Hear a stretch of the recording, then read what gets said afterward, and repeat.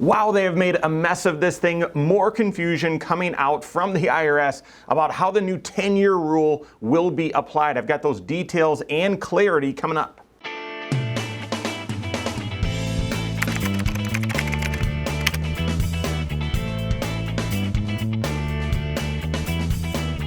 My name is Mike Bernard. I'm the host of the Wise Money Show. I'm also one of the certified financial planners right here at Korhorn Financial Group. Make sure you hit that subscribe button, turn on notifications, and smash that thumbs up button. What a mess. The IRS has absolutely made a mess, or Congress or whatever, made a mess of the Secure Act 1.0. I'm not talking about 2.0, I'm talking about 1.0 and how they're interpreting and going to apply the 10-year rule. Now, this is not final. Basically, here's what happens. The Secure Act was passed into law late 2019, became effective 1/1 of 2020, but it was massive. And it seems like regular occurrence these days that we're getting these sweeping tax changes because of stimulus and all sorts of stuff. But the Secure Act was an enormous amount of regulation that was put into existence, and the IRS has been trying to figure out, well, how are we interpreting this thing, okay? And so in February of 2022, yes, while Congress was actually pushing forward Secure Act 2.0, the IRS was finally coming out with their proposed regulations, basically their proposed interpretation of the laws that were passed in Secure Act 1 a couple years ago. It's taken that long. And the process right now is they've released that open for comment, and they're going to be collecting all of these comments and then seeing which of those comments they like and want to incorporate into the final law, and then they will, or their final interpretation, and then they'll release that, which we're all expecting sometime by later, this year, before the end of 2022. We should know the final interpretation from the IRS on these rules. Well, as it relates to the 10-year rule, these proposed regulations have now created even more confusion, okay? I'm going to help add some clarity to that, even though it is not final yet, but here's what was baked into the interpretation from the IRS's proposed regulations. All right, so prior to the Secure Act, when someone that owned an IRA, 401k, something like that, when they passed away, if the beneficiary was their spouse, then the spouse could just take over their IRA and make it their own. Okay, perfect, easy. And by the way, after the Secure Act, you're still allowed to do that. Spouses that inherit an IRA or retirement account can make it their own, no problem. But what about other people that are a beneficiary that's not your spouse? So a child or a sibling, something like that. Well, prior to the Secure Act, they were able to, those non-spouse beneficiaries, they were able to stretch the IRA, which means they were able to withdraw just a minimal amount out of that IRA each and every year for the rest of their life, okay? They could take more than that, but they were required to at least take a minimum amount, and this was helpful because then they were able to manage the tax consequences, because if they take out too much at one time, that could push them into a higher tax bracket, create other tax complications, but also help this money grow tax deferred over their entire life, so that they were able to stretch those withdrawals out. That was before the Secure Act. One of the big surprise rulings within the Secure Act was getting rid of the stretch IRA for people that pass away after 1/1 of 2020, okay? So people that were already doing the stretch IRA, they could continue it, but new people that pass away, they were getting rid of the ability to stretch out those withdrawals, and instead incorporated a 10-year rule, which meant that instead of having to take money out each and every year over a long period of time, you could take out whatever you wanted as long as the account that you inherited is emptied within 10 years, okay? That's, or so we thought, how the new Secure Act 1.0 was supposed to work. Well, then last year, the IRS updated some of their publications, and publication 590B, okay, 590-B had an example in it that actually showed that when someone passed away, they were still required to take a little bit out each and every year and then still withdraw the entire account within the 10 years. So they were actually, in this example, combining both rulings, the old one and the new one, mashing it together, and it put the accounting world and financial planning world into an uproar. I did a video about it, and the IRS came out and said, oh yeah, that was a mistake. We didn't mean to do that. And we suspected that because the example that was in that 590-B was the exact same example as the previous one. It looked like someone just made a typo. And so sure enough, a month or two later after they released this, the IRS got so much pushback, they said, oh yeah, we did make that mistake. We'll fix it. And they fixed it.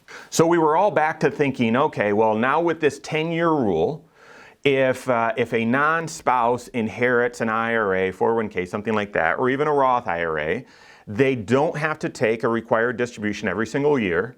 They've just got to empty the entire account within 10 years. And so depending on your situation, when you inherit dollars, your tax situation, you may want to take out a certain amount every single year so you're not taking out too much in one year and creating a whole bunch of tax. Or you may want to take it all out up front because you're in a low tax bracket or something like that. You had lots of flexibility, or so we thought. Well, in February, when the IRS released their proposed regulations for Secure Act 1.0, not 2.0, 1.0, they came out with this monstrosity. They said for non-spouse beneficiaries, if you inherit the IRA from someone who was already taking their required minimum distributions, they've already reached their required beginning date where they were taking required distributions. If you inherit their IRA, yes, the 10-year rule applies, but so does a required minimum distribution. So every year you've got to take a little bit out over these 10 years, but then you still have to have the account emptied within 10 years. They've combined, they've mashed the two rules together and said, basically, this is how the previous rules were meant to be applied. They were never applied that way. That's a false interpretation or a false justification. And so they've come out and they've mashed the two rules together. Now, in this proposed regulation, they've also said if you inherit an IRA or pre-tax account from someone who hasn't already started their required distributions, they're not at their required beginning date, then the 10-year rule applies, but you don't have to take an annual distribution, a required minimum distribution, okay? This points out Roth IRAs. How do Roth IRAs work? Well, because Roth IRAs do not have a required beginning date, there's no required minimum distribution on a Roth IRA, that inheriting Roth IRAs, there would never be a required minimum distribution. You would just have to empty it within 10 years. But, and I know this is getting complicated, but remember, Roth 401ks do have an RMD, a required beginning date. And therefore, this, again, as soon as you retire or leave an employer, you're going to want to move your Roth 401k into that Roth IRA. Okay, that's just a quick aside. All right, so where do we go? The IRS is going to get a lot of pushback on this because basically what they've come out with in the Secure Act, which is designed or at least was told to the American people that this is going to help you save up for retirement and simplify your financial life. They've just come up with the most complicated interpretation they possibly could. And that is, well, the old rules that, were supposed to go away and this is the new rule. They basically said, no, the old rules still exist and this new rule, and you've got to figure out both. I think they're going to get a lot of pushback on this, and possibly in their final interpretation that, again, hasn't been released yet. It might be released later this year. That's the hope.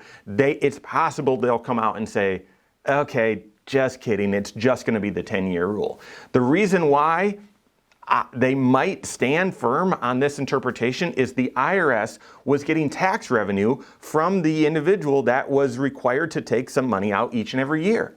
And if all of a sudden that person dies and the IRS in the new 10-year rule exists and the IRS doesn't get any tax revenue from that account over 10 years or until the 10th year, the IRS has missed out on a bunch of tax revenue. So it's very possible the IRS does stick with this very confusing, complicated, mashed together old rule and new rule where you would have to take a required distribution and withdraw the entire account within 10 years.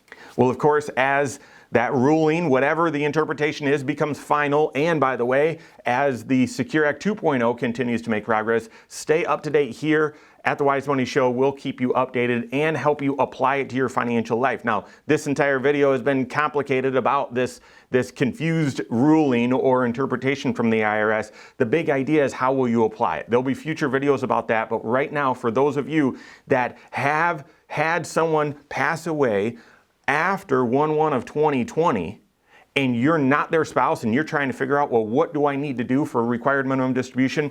The hope is, here's how you would apply this. The hope is that the IRS, when they do come out with their final ruling, will be very lenient and say, listen, as long as you made a best effort to interpret the rules as you understood them, up until this point, there's going to be no penalty. They might tell you you've got to catch up if you haven't been taking required distributions, and that's their ruling. Or they might just say, here's the new rule moving forward. We will just see, work with your certified financial planner so that you're planning through this, and whenever that final ruling comes out, that you adjust and get in compliance with whatever the rule is to avoid penalties. Work with your CFP on that. If you don't have a CFP that's helping you with that, you can contact one on my team. Find us online, Korhorn.com. That's Korhorn with a K. WiseMoneyShow.com. You can find us there as well, or give us a call, 574-247-5898. There you have it. Go out and take your next wise step in your financial life.